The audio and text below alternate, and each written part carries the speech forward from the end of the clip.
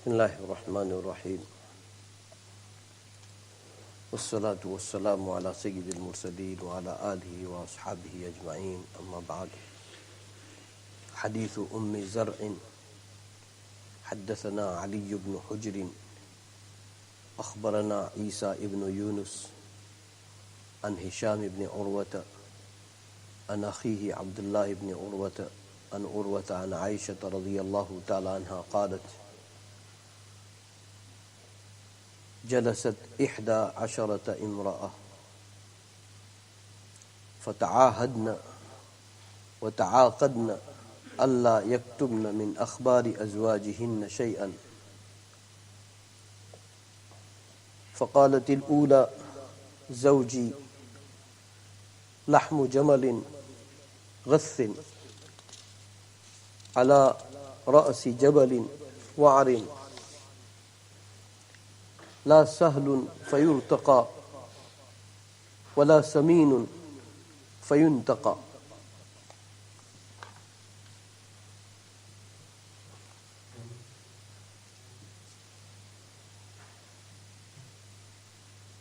Hadith Sharif is called Hadith Zara and very famous Hadith Sharif narrated by our mother Aisha radiyallahu ta'ala anha. She said that 11 women, they sat together and they made promises. They took pledge. They took covenant in between themselves that they will not hide anything from the information about their husbands. When it comes to their husband, they will narrate everything, they will not hide anything. And there are about 11 women mentioning about their husbands. First one said that my husband is like the meat of camel, useless. And it is being kept onto the mountain, not climbable. It is not easy that one can climb, and that camel is not healthy, so you can make the most of it. That is the first one. Now may Allah subhanahu wa ta'ala bring us all back to our values, men and women, both. 11 women are mentioned here, and may Allah forgive me, when I was going through Salat, I was wondering about this Hadith Sharif. Look at what is being promoted now. Look at what is being promoted now. If you go deep down, now they will not allow you to call a prostitute. They will say that call them sex worker. You are not allowed to call them prostitute. Say, call them sex worker. They are workers into the many fields, according to them. If you understand this much, what I have said now, you will understand what they are promoting. Sometimes, we feel like begging every man and every woman onto the earth that come back to human values first. You have forgotten. You have neglected. I said this because I want to share about this first woman. Whoever is husband, change your approach have softness, be loving husband, be sharing, caring husband, to keep her on to the values of modesty, values of chastity, values of integrity, values of motherhood, values of sisterhood, values of daughterhood, values of wifehood. Both will have to sacrifice now. Husband and wife both. We shouldn't blame one section of the life. Both will have to sacrifice. 11 women mentioned here. We'll go into the detail. But after mentioning every wife about their husband, and many of them, they said that my husband is useless. My husband is always bitter. My husband is always fighting. My husband is always shouting. My husband is not approachable. May Allah make every husband do not fall into the category of this husbandhood. May Allah subhanahu wa ta'ala protect us. And now we are entering in such a time that if you will make little extra sacrifice, and your goal is to keep her or your women folk in your family onto the Allah given values. Fitratullah fatara an-nasa alayha. I was saying, may Allah forgive me in my salat. When we were young, 18, 20, 21, we used to read some novels. May Allah forgive us. Now we came to conclude that, oh Allah, it should happen that we don't spend 1 minute in anything else beside Muhammadur Rasulullah sallallahu alaihi wasallam. And may Allah bring that day. But what I was saying, that your literature is the introduction of your time. Your literature is the introduction of your time. What type of time you are living in. When we were young, 15, 16, 18, 20, sometimes the novels we used to read, in that also they used to promote values. Values of being faithful. Values of being deadly committed mom, deadly committed wife, deadly committed daughter, deadly committed sister. Sometimes whole novel will have this piece of lesson.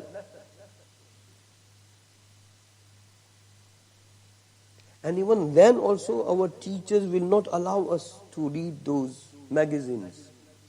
Some of them, they were monthly magazines. If we were caught into the darloom reading that, then maybe you will be suspended. So look at the situation. That now when I'm thinking about those novels which we have read, then all the articles were promoting good values.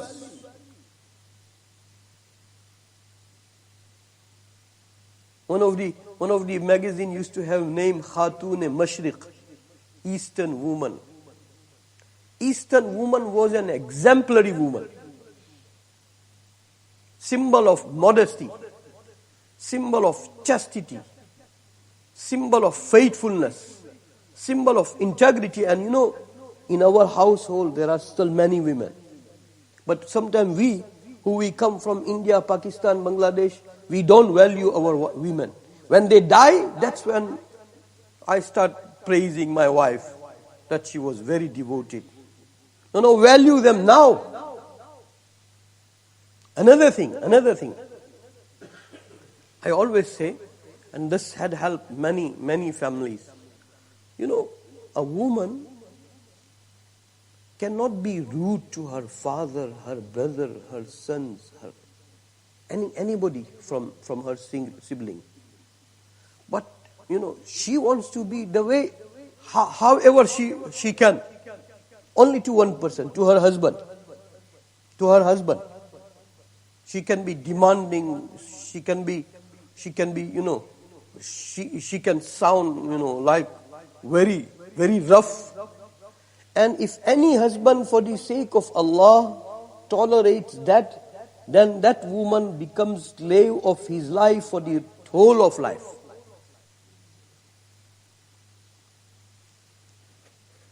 That is the naz. I don't know how to express naz into English.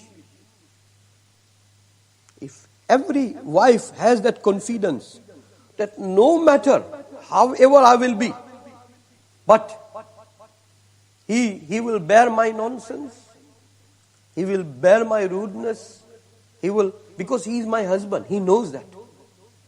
And when any husband does that successfully, then he must wait after some time, she will become lifelong slave of him. But what we do, when she starts making noise inside the house, then you feel that, oh, I am an imam, whole masjid respect me, and she doesn't respect me.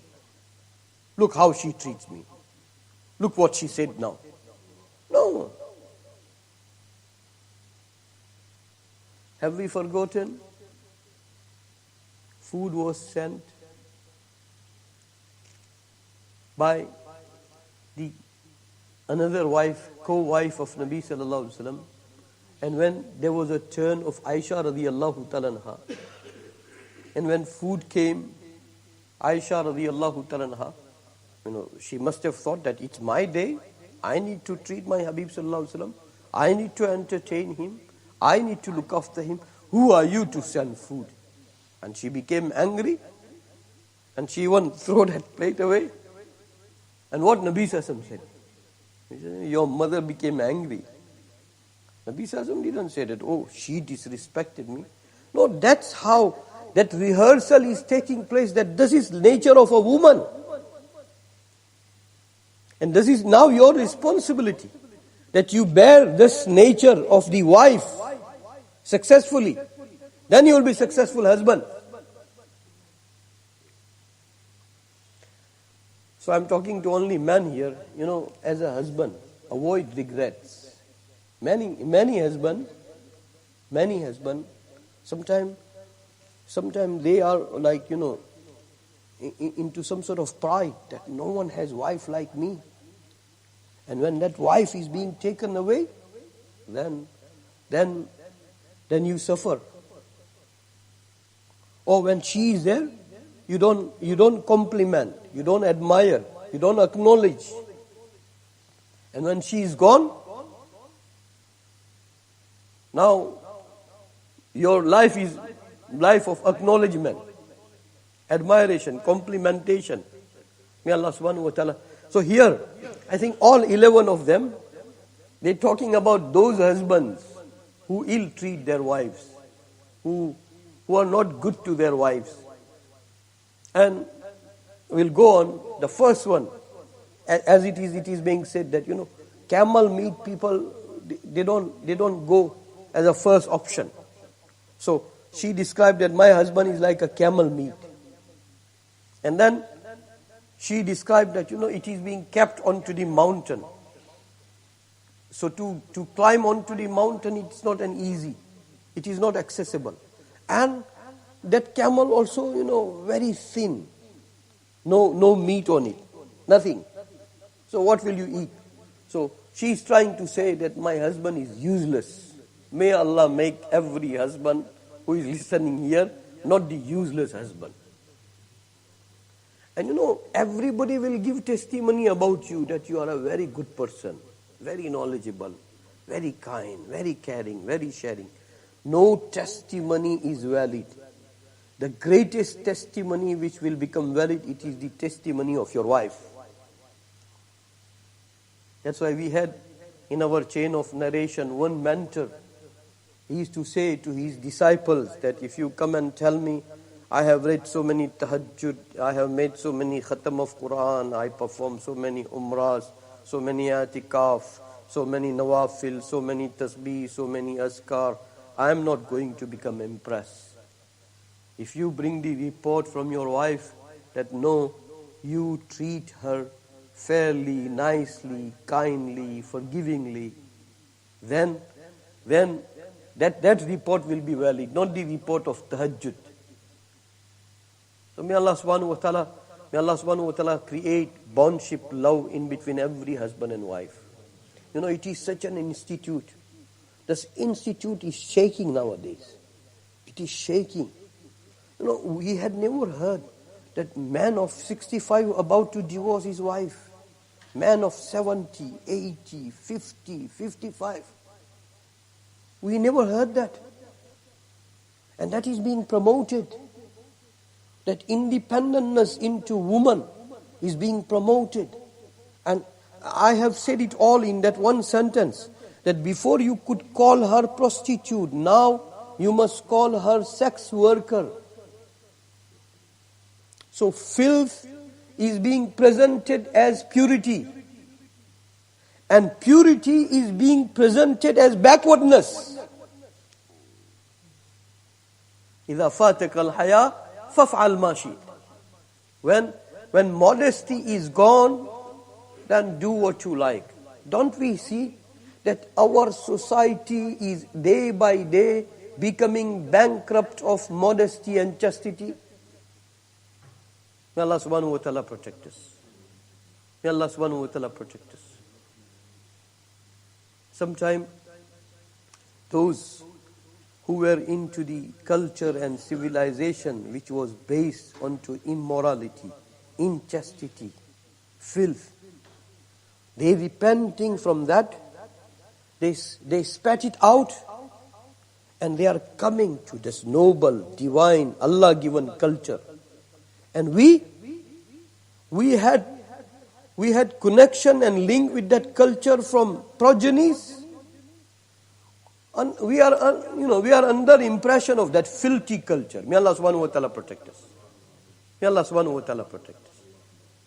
So this chapter has only 2 hadith sharif, but it bears very many lessons. May Allah subhanahu wa ta'ala give us correct understanding of Quran and Sunnah. Nabi sallallahu alaihi wasallam gave this category that, if you want to be best into the society, then be best into your family. And Nabi sallallahu alaihi wasallam said, I am best to my family. May Allah subhanahu wa ta'ala create love and bondship and sacrifice and devotion and dedication towards one another in between every husband and wife. Bismillahir Rahmanir Rahim. Walhamdulillahi Rabbil Alameen.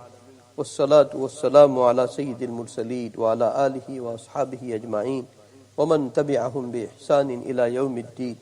يا أول الأولين يا آخر الآخرين يا راحم المساكين يا ذا القوة المتين يا ذا المن فلا يمن عليك يا ذا الطول يا ذا الجلال والإكرام. لا إله إلا أنت زهر اللاجئين وجار المستجيرين ومأمن الخائفين. إن كنت كتبتنا عندك في الكتاب أشقياء فامحو عنا اسم